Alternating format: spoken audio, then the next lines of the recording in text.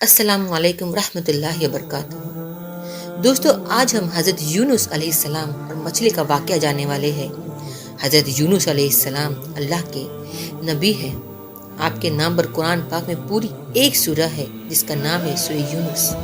آپ کا نام یونس ہے اور آپ کے والد کا نام متا بن سکتا ہے اور آپ حضرت ابراہیم علیہ السلام کی نسل سے تھے۔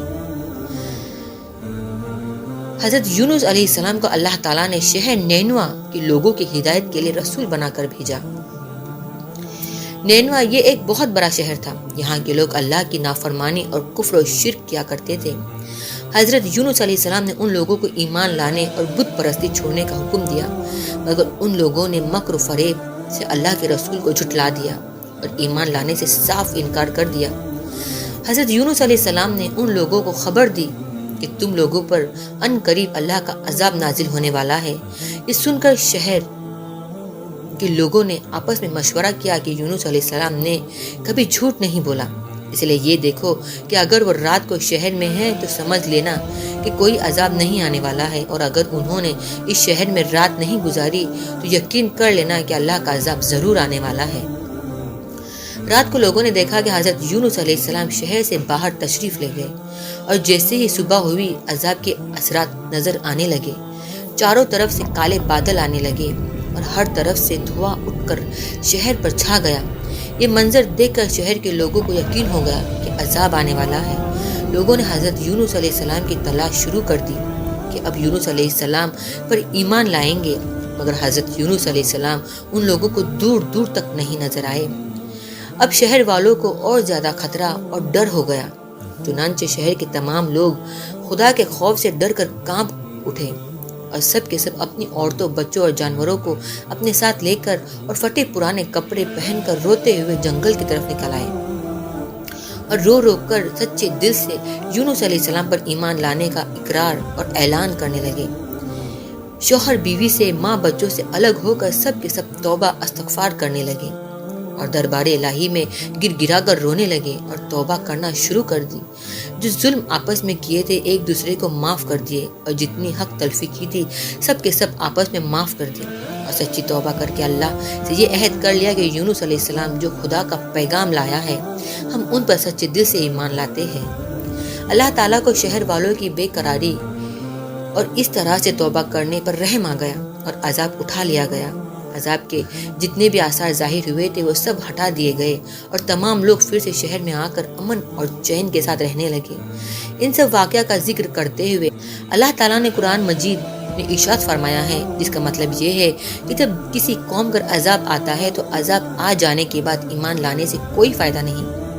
عذاب آنے کے بعد کسی قوم کی توبہ قبول نہیں ہوتی، مگر یونس علیہ السلام کی قوم پر عذاب کی بدلیاں آ جانے کے بعد جب وہ لوگ ایمان لائے تو ان پر سے عذاب اٹھا لیا گیا۔ عذاب ٹل جانے کے بعد جب حضرت یونس علیہ السلام شہر کے قریب آئے تو آپ نے شہر میں عذاب کا کوئی اثر نہیں دیکھا۔ لوگوں نے عرض کیا کہ آپ اپنی قوم میں تشریف لے جائے۔ آپ نے فرمایا، میں کس طرح اپنی قوم میں جا سکوں گا؟ میں تو ان لوگوں کو عذاب کی خبر دے کر شہر سے نکل آیا تھا، مگر عذاب نہیں آیا، تو اب وہ لوگ مجھے جھوٹا سمجھ کر مجھ کو قتل کر دیں گے، کیونکہ ان لوگوں کی روایت تھی کہ جو کوئی جھوٹی گواہی دیتا یا جو کوئی جھوٹی بات کہتا اور اگر وہ سچ ثابت نہ ہوتی تو اس کو قتل کر دیا جاتا تھا۔ آپ علیہ السلام یہ فرما کر اور غصے میں شہر سے پلٹ آئے اور ایک کشتی میں سوار ہو گئے۔ کشتی روانہ ہو کر جب سمندر کے بیچ میں پہنچی تو ٹھہر گئی، نہ تو کشتی آگے بڑھتی اور نہ ہی پیچھے جاتی۔ کشتی والوں نے اعلان کر دیا، ہماری کشتی میں کوئی ظالم گناہ گار یا بھاگا ہوا غلام سوار ہے، اسی لیے یہ کشتی آگے نہیں بڑھ رہی ہے۔ وہ شخص جو بھی ہو وہ سامنے آئے اور خود کو ظاہر کر دے تاکہ اس کی وجہ سے سب پر مصیبت نہ آئے۔ پھر حضرت یونس علیہ السلام بول اٹھے کہ وہ بھاگا ہوا غلام اور گنہگار میں ہوں، کیونکہ میں اپنے شہر سے نکل کر کشتی میں سوار ہوا۔ یہ ایک خوف کی وجہ سے تھا، اللہ کے حکم سے نہیں تھا، اور اللہ کے حکم کے بغیر اس طرح شہر چھوڑنا حضرت یونس علیہ السلام کی پیغمبرانہ شان نے ایک گناہ قرار دیا، کیونکہ پیغمبر کا ہر کام اللہ کی مرضی سے ہوتی ہے، بغیر اللہ کی مرضی سے وہ کچھ نہیں کر سکتے۔ اس کے حضرت یونس علیہ السلام نے فرمایا، مجھے دریا میں ڈال دو تو تم سب اس عذاب سے بچ جاؤ گے۔ آپ علیہ السلام کو دریا میں ڈالے جانے کا سامان ہو رہا تھا، دوسری طرف ایک بہت بڑی مچھلی اللہ کے حکم سے کشتی کے قریب منہ کھولے موجود تھی کہ آپ علیہ السلام کو اپنے پیٹ میں جگہ دے دے۔ آخر کار کشتی والوں نے آپ علیہ السلام کو اٹھا کر پانی میں ڈال دیا اور اسی دوران ایک بہت بڑی مچھلی نے آپ علیہ السلام کو نگل لیا۔ حضرت یونس علیہ السلام 40 سال تک مچھلی کے پیٹ میں قید رہے، مگر اس حالت میں حضرت یونس علیہ السلام نے ایک آیت کریمہ کی تلاوت کی، لا الہ الا انت سبحانک انی کنت من الظالمین۔ یونس علیہ السلام 40 سال تک مچھلی کے پیٹ میں اس آیت کی تلاوت کرتے رہے۔ اس آیت کی برکت سے اللہ تعالیٰ نے انہیں اس اندھیری کوٹری سے نجات دی اور مچھلی نے کنارے پر آ کر آپ کو اگل دیا۔ مچھلی کے پیٹ کی گرمی سے ان کے بدن پر کوئی بال نہیں بچا۔ اللہ تعالیٰ نے ان کے قریب ایک درخت لگایا جس کے پتوں کا سایہ آپ علیہ السلام کے لیے راحت کا سبب بن گیا، اور ایک جنگلی بکری اللہ کے حکم سے صبح شام آپ کے پاس آ کر کھڑی ہوتی اور آپ اس کا دودھ پی لیتے تھے۔